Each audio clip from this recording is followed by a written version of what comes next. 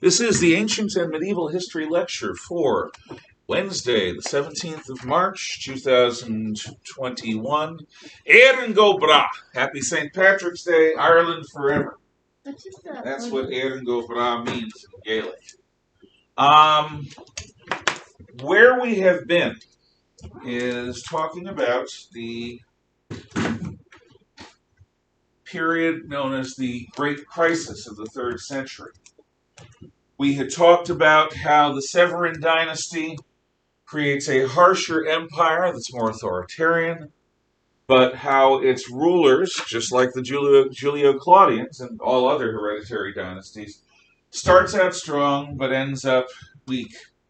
And after the authoritarianness of Severus and the cruelty of Caracalla, the weirdness of Heliogabalus, and the weakness of Alexander Severus, the military takes over. General Maximinus Thraxus kills Septimus Severus.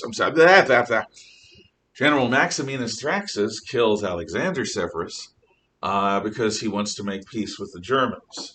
Marches to the center of the empire, starting a 50-year civil war, ultimately involving over 60 different claimants to the imperial succession. The Augustan solution, whereby the imperial succession is left ambiguous, is revealed in all of its weakness as a genuine Achilles heel that's going to damn Rome and maybe doom it. So, in this 50-year war, in addition to having constant civil wars, there are also increased threats on the frontiers. The Goths more than double the threat on the northern frontier, the Rhine-Danube frontier in Europe. The Parthians' overthrow by the Persians increases the threat on the eastern frontier fivefold. The Persians want their territory back, and they are in a much stronger position than the Parthians were, in part because of their heavy cavalry or cataphracts, and in part because they have unified church and state. They are a Zoroastrian state, and as a Zoroastrian state, they have the benefits of basically all patriots being good Zoroastrians and all Zoroastrians being good patriots. They have strong social cohesion. And their desire to take the East back is going to be a serious problem to Rome during this time. Now, the combination of both of these external and internal threats is the utter destruction of the recognizable Roman army. The Roman army of professionals wearing lorica segmentata, having more skill and more ability, more advanced technology, and being better engineers than their enemies, is ground to dust in the constant fighting. Generations of fighting. A generation is about 20 years. So we're talking 2.5 generations of fighting just in the high point of these civil wars. And that means that Rome's primary guarantor of peace has been compromised. The army has become the greatest threat to the Roman Empire because the army has generals in it who are frequently proclaimed to be imperator by their troops in hopes of getting a donative if they win. Endless civil war is the result. So the Roman military is going to fundamentally change. Instead of being a group of highly trained professionals, they become mostly little boys and old men, hunkering behind walls, while the few prime-aged soldiers who are physically and psychologically prepared to fight get all the training and the best equipment. But there are only enough of these to form four mobile field armies in the entire empire. That's not much, because the Roman people have become so peaceful. Well, that's changed now.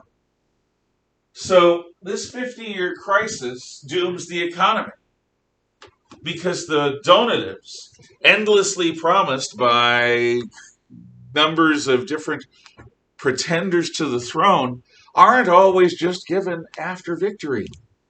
Sometimes, in order to secure the loyalty of the men, the emperor wannabe pays part of his donative beforehand. And all of this money, well, you don't have a solid monetary system based on good intentions. Whenever you start printing money without there being an increase in what is valued that is the basis of that money, you are building castles on thin air. And sooner or later, gravity's going to kick in. It may be like an old Roadrunner cartoon where Wile E. Coyote, super genius, runs off a cliff, and the Roadrunner looks at him and goes, beep, beep. And Wile E. Coyote doesn't want to because he knows what's coming. Then he looks down, and only then does he start to fall. Economics can be like that. For a while, you can fool people into thinking that just by printing money, you suddenly have more wealth. Doesn't work. It always comes back to haunt you. But the Romans don't have paper money, so they can't just print it. And they don't have electronic money, so they can't just invent it like Bitcoin out of nothing. They have gold and silver, silver and gold, precious metals. They also have some gemstones. The Romans cannot just print money because money to them is not the symbol of the coin. Money to them is the value of the coin in terms of how much silver or gold there is in it and how pure it is. At the beginning of the crisis, Roman coins are pure. Silver and gold, they are worth what they are said to be worth. A silver piece is a working man's wage. A gold piece is something many working men will never see in their lives. But to make all of these extra coins, listening to the music. To make all of these extra coins, there's music next door, there isn't more silver or gold. There is a steady supply of silver and gold in the Roman Empire from the time of Gaius Marius. So what that basically means is, golly gosh darn, how do you make more coins without having more silver or gold? Well, you dilute the coinage. You add base metals to your silver pieces until they're mostly not silver. And you do the same thing to the gold pieces until they're mostly not gold. But the thing about people, the thing you genuinely need to understand about them, is that people, no matter how contemptuous intellectuals can be about everyday people are not stupid.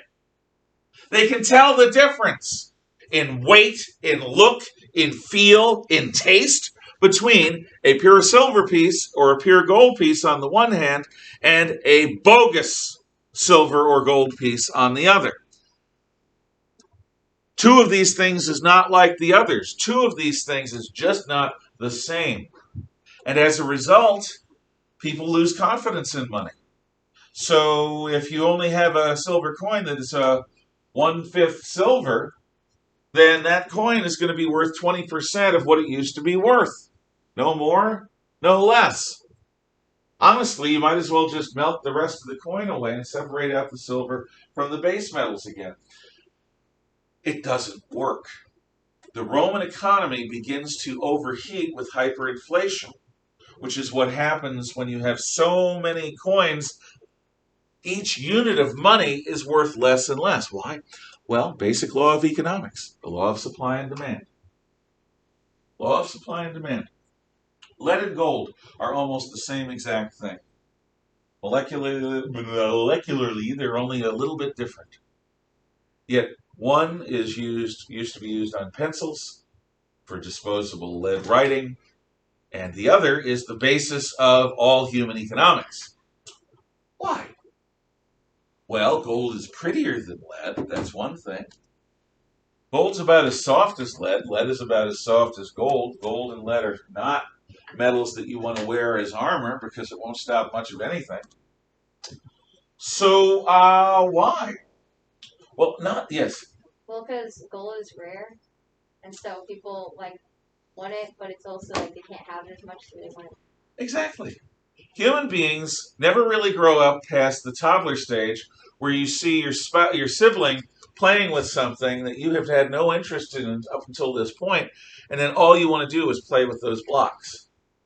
Up until now, your favorite toy has been the ball, but now you see your sister or your brother playing with the blocks, and you want them blocks. Oh, those blocks are the most fun things in the world. It would be so cool to play with the blocks. And then, being a good little toddler, you go over and you take the blocks. Mine! Because that's what toddlers learn. We never really outgrow that. We want.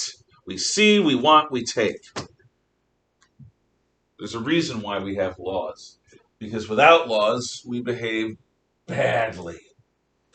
So, because there isn't much gold, there's scarcity.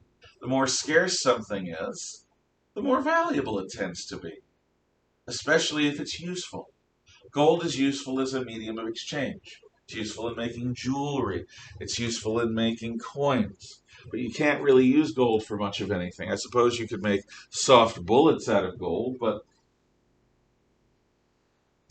there are better uses. The money system overheats, overinflates, hyperinflates, and then what are people left with if money doesn't work? What are people left with? Lubricating the friction always between buyers and sellers.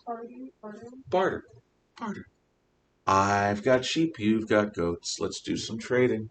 I've got eggs every morning, you've got milk every morning. Let's do some trading. I've got the skills to sculpt. You've got food. You're not going to trade with me, are you? I'm going to starve unless I do something else, aren't I? Yeah, so those skills, like that sculpture, die out. Dark Age. Barter leads to a dark age because barter is not going to provide everyone who has a skill with food because some skills are simply not worth. They're not easily translatable into a regular amount of food. Okay. Barter is looming. On top of that, taxes are going through the roof because money is worth less and less. More and more money is required to pay your taxes. It's like being on a treadmill that's set to super fast and you're on a cane or on a walker. You don't keep up. You go pshoo and you get shot off the thing. All of this takes the wonderful civilian lifestyles that have been built up under the Principate and the Pax Romana, hundreds of years of peace, and in some areas longer than that, because the Roman Republic's empire also provided peace and security. It takes that civilian lifestyle where people do jobs other than warriors and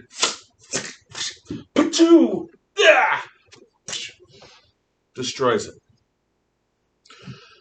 Now, people as deep inside the empire as Spain knows what it's like to have their cities raided by barbarians, their men killed, their women raped, their children enslaved, and their property burned or stolen. Which is not something you ever want to experience. None of those things are something you want to experience. But that's what happens when the Barbari, the babblers, get inside the empire. And they get inside the empire all over the place, thanks to Rome's armies committing a form of mutual suicide by civil war.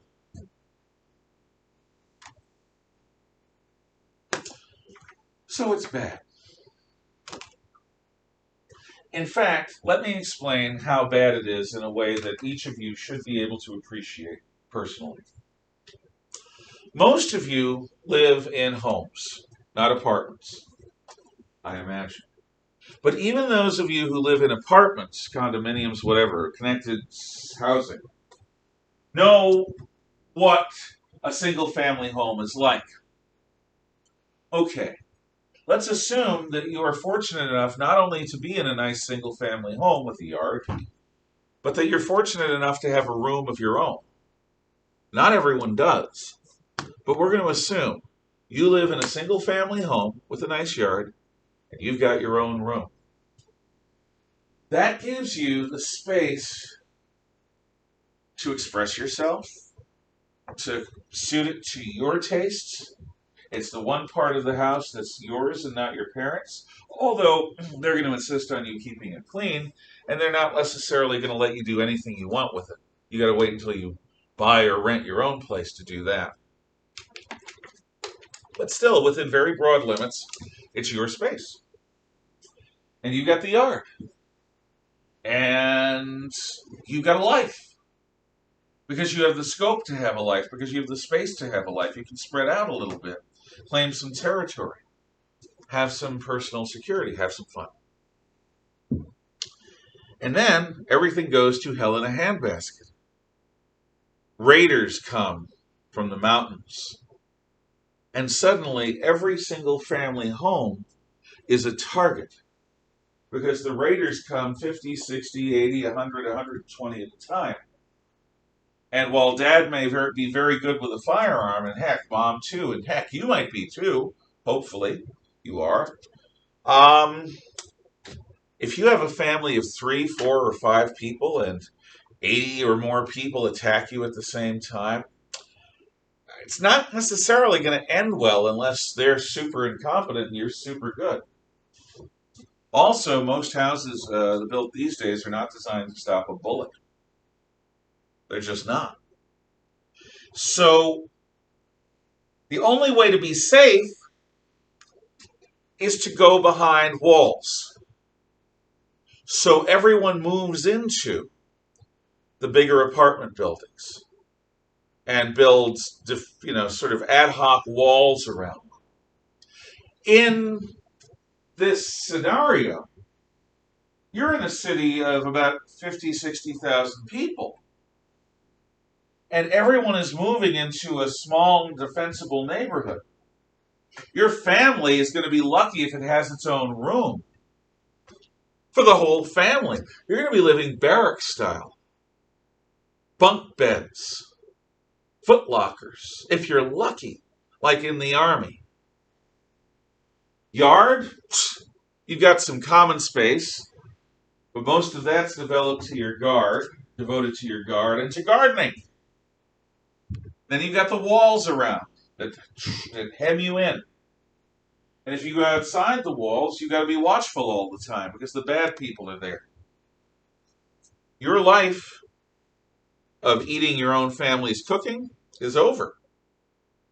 Everyone eats in communal kitchens. Everyone's in everyone else's business. Suddenly there's rules about everything that you can and can't do. And you can't negotiate with Mom and Dad because Mom and Dad aren't in charge anymore. The community is in charge.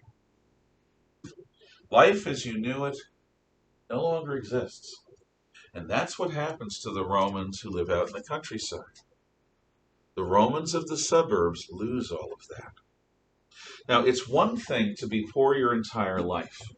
It's worse, in many respects, psychologically anyway, to be wealthy, know what that's like, get used to it, develop a taste for it, and then lose it. The Romans had a civilian lifestyle once. They had space once. They had safe countryside once. They were the masters of the world once. But now they are prey in their own country. Prey to the scary, hairy men from outside, to the barbarians, and to the scary, hairy men inside their own armies. The Roman people move out of the suburbs, abandon them. They even abandoned many of the Roman cities. And they return to the old ways, the old hilltop towns that were occupied before the Romans came. Towns that are not laid out on a grid, towns that do not have hot bath water, towns that do not have fresh water piped in from the mountains by aqueduct. Communities whose only virtue is they are defensible. That's what life has become under the crisis. It changes during this 50-year period. So the world ends as they know it, and it's replaced by a new reality that is so unpleasant, so horribly harsh. Now, there is one thing about bad times. There are no atheists in foxholes, is the saying. You know who wonders about whether God exists or whether it's worth it to have morality or whether it makes any sense to have any sort of philosophical or religious or moral sensibilities? Rich people. People who think that they can make it through life on their own. Emotionally, somebody who is well off, secure, happy, comfortable, well fed, and with all the possibilities that the future may hold, somebody like that may question the existence of God because they think in their hubris that they don't need him. In the Old Testament, the Jews go through this again and again and again. The Hebrews are happy, they're successful, and they fall away from God. And then disaster strikes because their hubris invites nemesis, just like in the Greek stories. And with nemesis comes pain. And with pain comes an appreciation of how little we are, how small our field of control is, how unbrilliant the human species is, how much need we have for the divine in our world and in our lives. In times of misery, religious interests and religious fervor always increases, without exception, because this world has become so unpleasant. We naturally hope for a better world, even if that world is only after we die. We naturally hope that this sacrifice is not meaningless, that this sacrifice is going to make a better future, perhaps, and that we, each of us, will have a better future with God. We appreciate that when we have success, it's not due to our own abilities only, it's also due to divine benevolence. That happens. The sophisticated, self-satisfied, arrogant societies that produced more and more disbelievers and unbelievers and semi-believers, all of that ambivalence doesn't do you much good when your cities are being burned and all the rest of the horrible stuff is happening. So Romans begin in larger numbers, in greater numbers, and with much more intensity to look into religious truth. That's why those mystery cults in the East that have been percolating up for hundreds of years become so important. Because many, many, many Romans who need answers desperately need answers. Look to Sol, Victore, Victus. Sol, the ever victorious and never defeated, the sun. The sun looks down upon us, and the sun is the giver of life. Plants eat sunlight, don't you know? Without sunlight, we live in the dark, we die, we wither. Without enough sunshine, we have seasonal affective disorder. There are still people who very, very, very much are interested in having sunlight, being bathed in sunlight. There's the cult of... I wonder what I wrote there. I didn't look. My blind side is on that eye, so... let's see, is it Mithra? I don't think so. I gotta look. It is Mithras! Okay. Mithras, the god of the sacrifice, warrior god, the god of men who have to go out into the world and do terrible things for a greater good. The cult of Hercules, believe it or not, Hercule, big, strong, beefy guy, son of Zeus, is a god that's very important to the Romans during this period because Hercules, like Mars, is a soldier's god. Soldiers want to be like Herc. They want to be strong. They want to be capable. They want to be able to handle what life throws at them, just like Hercules, doing his various great quests and works, like cleansing the Augean stables by directing a river through them. That's good thinking. Is there not like a third one for this? I can't hear you. Is there another god that's Roman that's woman? Like Helena? Is that a thing, or is that? Yeah, she's a thing. Yeah, but not many male soldiers are going to worship Bellana. But many women who are the wives and mothers and daughters of soldiers, they would. And there are some women who are naturally drawn to try to fight also, and they would see it too. I don't know the story of Lana. I don't know much about her, but I can imagine, and you can tell me if I'm wrong if you know more. Any of you can. I imagine that she, like Athena, has something to do with being a goddess of war, yes? But that, like Athena, she has another aspect. So, for example, Athena is not the goddess of war the way Mars is, the way Ares is. Ares is the god of the warrior, so is Mars. Athena is the goddess of strategy and wisdom. Yes, exactly. Now, does Bellana have a secondary aspect to your knowledge? I don't know. I was just curious because she sounded like the Roman version of Athena. Yeah, and it would make total sense. It's just the way a female would approach war is different. And remember Zenobia, she's a fighting queen at this time. But what she would do is she would tend to win through cleverness rather than through brute force. In any event, so you got Hercule, you got Mithras. For the women, there's the cult of Isis. A lot of well-connected Roman women are Isis worshippers.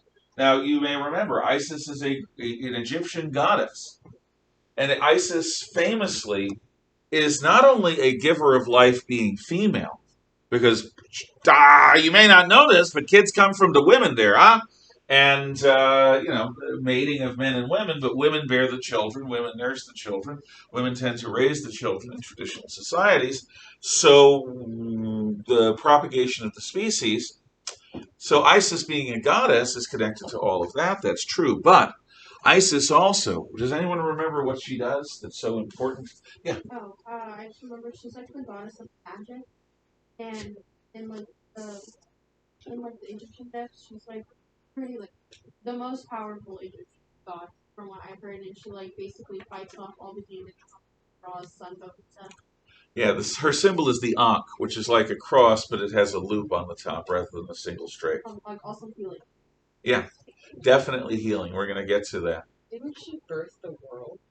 I don't know if Isis birthed the world in Egyptian myths. I really don't. I'm not. That to me doesn't ring true. But there's Egypt goes on for so long that actually myths contradict one another. The one I get is this: Isis's brother is chopped apart by Set, another brother. Set wants control, and I'm trying to remember if it's Horus or Osiris. I think it's Osiris. So Osiris gets chopped into many pieces by Set, god of darkness, snakes. And Isis makes it her business to go about creation and find bits of her slaughtered brother, who's also her husband. It's Egyptian, it's weird. And she gathers together his parts and brings him back to life. So the cult of Isis isn't just about birth or healing or those other things, it's also a cult of resurrection. The idea of life after death is a very important one at this time. Remember, the early Jewish faith didn't talk much about life after death. And eventually a concept called Sheol appears, which is sort of a Jewish version of Hades, sort of a grim, rocky place where the spirits linger on, the spirits of the dead linger on, just like in Hades, where Odysseus visits. But that's a long time ago. The ancient world is a very old world. And by this point, Christianity is only one of the faiths that deals with the notion of life after death. Heaven, hell, resurrection, all that stuff. So the cult of Isis, a feminine cult within the Roman Empire, deals a lot with this question of what happens when a person dies. And Isis has the secret mysteries. After all, she raised her brother husband from the dead. And so she is going to have an influence on life, death, the afterlife, and the transition between all of those. So, interesting cult. If we were doing case studies this year, I would encourage people to do the cult of Isis. in Roman times and compare it to the cult of Isis in ancient Egypt itself, because there are some differences. In any event, these mystery cults become more and more common. And part of the reason is, as has been happening since the Principate, the Olympian gods simply are not. There's a superficiality about the stories. Now, I know all of you know you've been reading the Iliad and the Odyssey, and you have some notion of the spiritual depth in these stories. In fact, in Greek mythology in general, there is a depth. But compared to Judaism or Zoroastrianism or any of these mystery cults or Christianity, it is not as resonant within most people. Most people need something more. And that is why the mystery cults grow during the 3rd century, and that is why Christianity grows. There's a picture of a guy in your notes on the same page as Maximinus Thraxus.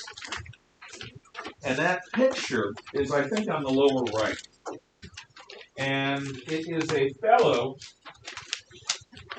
who has sort of this dreamy look on his face. Yeah, he's definitely on the lower right.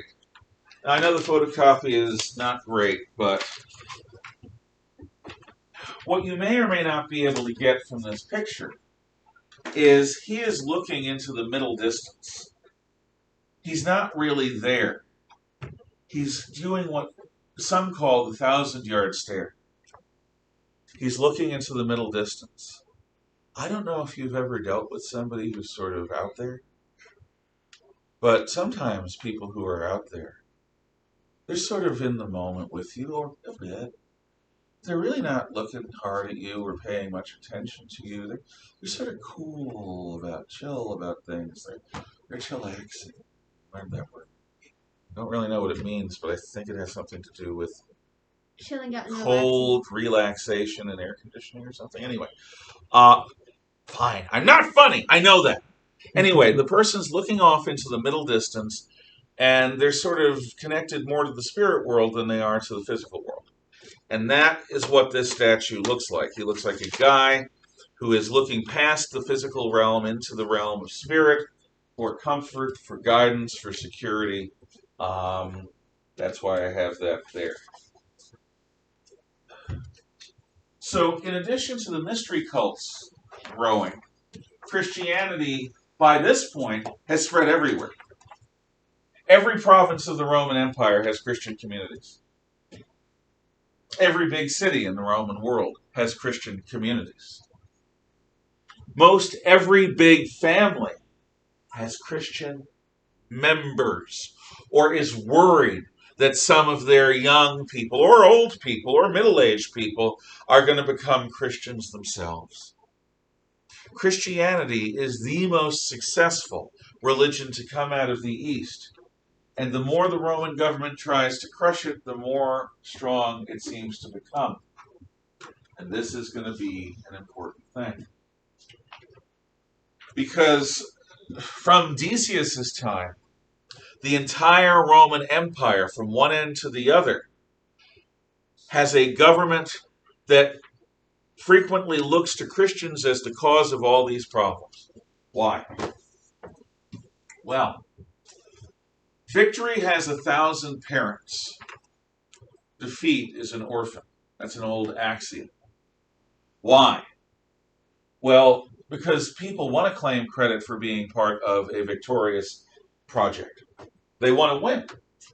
You know, believe it or not, there are people who vote in presidential elections on the basis of, well, I don't want to vote for the loser. I want to vote for the guy who's going to win. I've never understood that, because it doesn't. These people don't care what the candidate stands for. They just want to be on the winning side. Yeah, I voted for that person. So,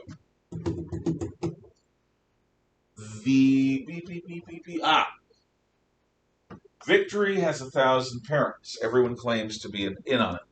Defeat's an orphan. Nobody wants to claim credit for things that go wrong.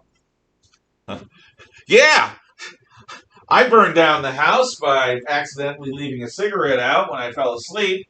That was me, baby. Yeah. People don't do that. Thank God. You wouldn't want a world where people did that. They'd be like cheering over the worst mistakes of their lives, over the biggest screw ups they've been part of. That wouldn't be a good world. Because people would then start competing to be in the Darwin Awards. Ooh, I can be in the Darwin Awards next year. Not a good set of awards to be in, ever. Nor do you want to be on a stupid criminals video. No, that's not good either. A fails video, everyone gets clumsy sometimes. Everyone fails at things sometimes. But a stupid criminals video. In 1993, Islamic terrorists went after the World Trade Center. This is 8 years before the actual 9/11 attacks destroyed them. And they work for a blind sheik who's in a wheelchair. He's the planner.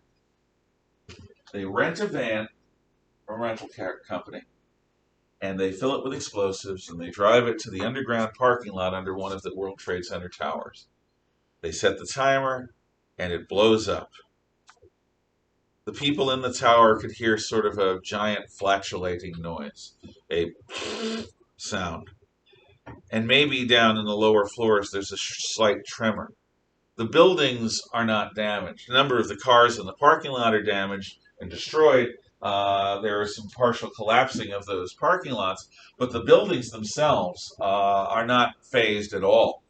It's like the Empire State Building was hit by a bomber in World War II by accident. It was a foggy day. Well, the crew of the bomber was killed. Anyone in the building nearby was killed, but it was on a lazy Sunday, so there weren't many people in the building. But the building didn't go down. The Empire State Building is built of granite and steel. A single bomber going into it is not going to destroy it. The World Trade Center was built of steel and glass, but lots of really good steel. A single exploding van is not going to damage them.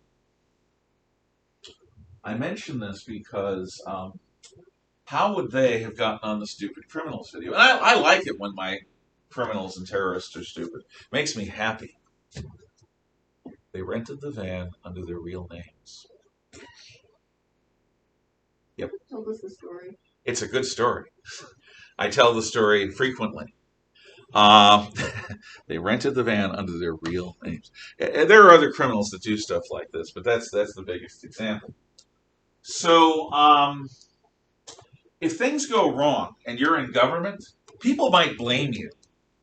Like if you're Nero, and you've been talking for years about destroying a neighborhood and building a new palace right where that neighborhood stood, and then there's a fire accidentally. And it's right in that area, and then you start talking about your plans to rebuild the neighborhood there. It's totally natural for the Roman people to blame Nero for the fire. So what does Nero do? Deflects to the Christians. Oh, it's those evil Christians. They did it. Well, Decius is not Nero. Decius is actually, again, except for his persecutions, a well-intentioned emperor who tries his best. It's not enough, but he tries his best. The problem is, when you are in government, if you can find a group of people to blame for everything that's going wrong, people might not blame you, even though you're in charge. So, when we're dealing next year with springtime for Hitler and Germany, there's a reason why. There are several reasons why the National Socialist German Workers' Party blames the Jews for all of Germany's ills. Because if it's the Jews' fault, it's not the Germans' fault. And it's certainly not the National Socialist government of Germany's fault. No, it's those dirty Jews. They did it all. So what Decius does is good politics from his point of view. He picks a target group that people don't really like anyway, and it's spreading like wildfire, and blames them. It's the Christians' fault. So massive persecution begins. Finally, but it doesn't destroy the Christian faith, it only grows stronger. Remember Caracalla. Caracalla redefines Roman citizenship and then gives it to everyone who's a male and free. Well, isn't that special? Except that in doing that, he is forced to then come up with two classes of Roman citizen because if you have just one class of Roman citizen, then you've got to treat your civil population in a very different way than Rome has heretofore treated its civil population. So instead of giving everyone rights, he just gives them a new title and then changes what that title means so that basically they have the same old rights and responsibilities that they had before. Now they can just call themselves citizens, but it doesn't mean much. Today, there is an interesting conflict. A lot of people who are at the top in business are somewhat sympathetic to the idea of socialism and of globalism. Now that's weird, because these are people who are stinking rich because of their hard work and their skills. Why would somebody who is stinking rich be sympathetic to an idea like socialism, which places them at the same level as everyone else, even though most other people are far lazier than they are, far less talented than they are? No, the answer there is they don't expect to be seen as an everyday person. Every socialist society has an elite. And they expect to be the elite. They expect to be the rulers of socialism. Rules for thee and not for me. Related to this modern phenomenon, where you have the biggest wealthy people in the country being liberal Democrats or democratic socialists or worse, or at least more extreme towards that point of view, you've got a lot of people who are very wealthy, very skilled, very highly educated, and very powerful, who don't see a problem with us not having a border. Not really. If people come across the border to work in our fields as, picking lettuce, that's not a problem for them. How can that be? If you don't have a border, you can't decide who and who is not your citizen. If you don't have a border, the poor of the entire world can come to your door and change the composition of your country culturally.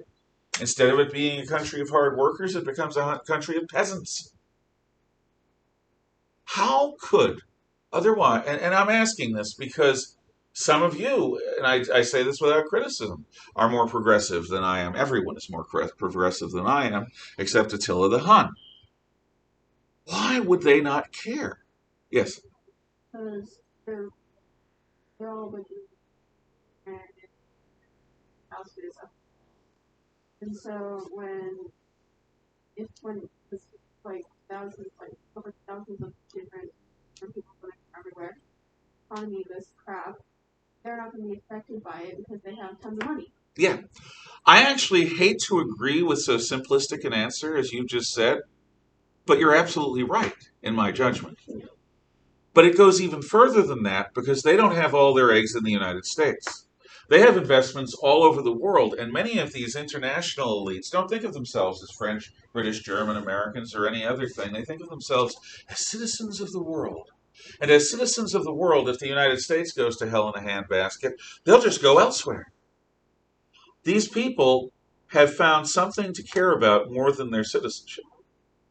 So by redefining American citizenship to include residency, rather than actually being an actual natural-born citizen or a legally naturalized citizen, by simply saying anyone who walks across the California-Mexico border is now a citizen of the is now able to vote in American elections, go to American public schools, go to American hospitals, take American welfare, and everything else that citizens are allowed to do, it doesn't matter if you don't think of yourself as an American anymore, if your pride comes from being a supranational, a transnational, a person of every country and none. The idea of American citizenship used to matter to everyone. Back when World War II was fought, and in the 50s and 60s, there were American businessmen, German, British, French, other businessmen, and their nationalities mattered. Today, that is less and less the case. So what Caracalla does to the people of Rome, by calling them all citizens and then deciding who's an honorable and who's a humble citizen, I could see that, and I've never wanted to say these words, but I could see that happening today. You have an international elite that doesn't care a whit for citizenship because their wealth doesn't depend on it. Suddenly decide that national borders don't matter. It's just one big world, and in one big world, those rights that the Constitution gives you, they're for nothing. I don't think that'll happen, but there are people who actually think along those lines. I am trying to tell you that what happened to Rome has relations to what we do. What happened to Rome with the redefining of citizenship does have echoes in modern politics. You are welcome to see things totally different from me because it's me. I don't expect you to think, oh, Mr. Tenorio thinks that. It must be. Come on. I expect you to come up with your own opinions, but what I want you to get from this is the stuff that happened back then is not fundamentally alien to the stuff that we're going through today, and that there are things we can learn from it. Thus, I teach history. Yes? Isn't there the saying, those who don't history are doomed to it, but Yeah. those who do know history are doomed to watch those who do it? That is an add-on to the famous line by the philosopher Santayana, George Santayana, I think his name is, who says those who don't know history are doomed to repeat it. The second one, I feel like that sometimes. I feel like Cassandra shouting to the high heavens, and nobody listens. Those who know history are condemned to watch the people who don't know history repeat it. In any event, I think it's better to have your eyes open. So, thank you. None of you have to stay for lunch today, especially you at home. You don't have to stay in my classroom for lunch today.